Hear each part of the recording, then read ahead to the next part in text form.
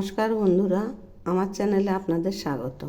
আজকে আমি নানান রকম সবজি দিয়ে সিম চচ্চড়ি বানাবো। এই রেসিপি নিয়েই আপনাদের সামনে আসছে। আজকে আমি শীতকালের নানান রকম সবজি দিয়ে সিম চচ্চড়ি করব।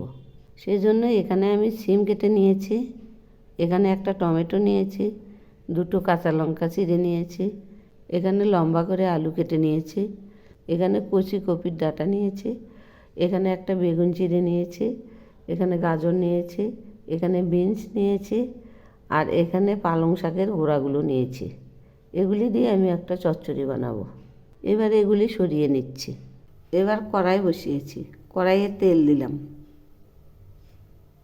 তেল গরম হয়ে গেছে। এবার আমি পাঁচফোড়ন দিয়ে দিচ্ছি, সেই সঙ্গে দুটো কাঁচা লঙ্কা দিলাম।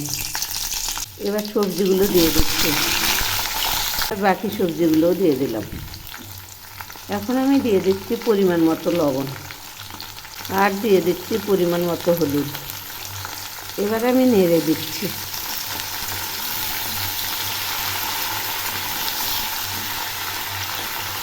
সবজিগুলো অনেকটাই মজে আসছে। এখন আমি এর মধ্যে দিয়ে দিচ্ছি হাফ চামচ চিনি, একটু নেড়ে দিচ্ছি।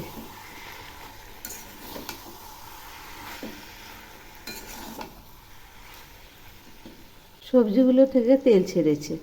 এবার আমি এর মধ্যে দিয়ে দিচ্ছি 3 চামচ সর্ষে বাটা,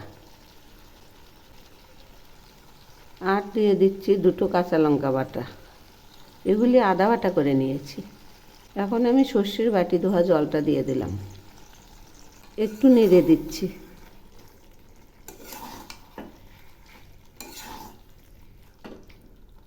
তো বন্ধুরা, আমার রেসিপি যদি আপনাদের ভালো লেগে থাকে তাহলে সাবস্ক্রাইব করে আমার পাশে থাকবেন। চচ্চড়ি এখন প্রায় হয়েই আসছে। এখন আমি এর মধ্যে দিয়ে দিচ্ছি ধনিয়া পাতা কুচি। ধনিয়া পাতা কুচি দিলে টেস্টটা ভালো হয়, খুব সুন্দর লাগে খেতে। এবার নেড়ে চেড়ে নামাবো। রান্নাটা এখন হয়ে গেছে।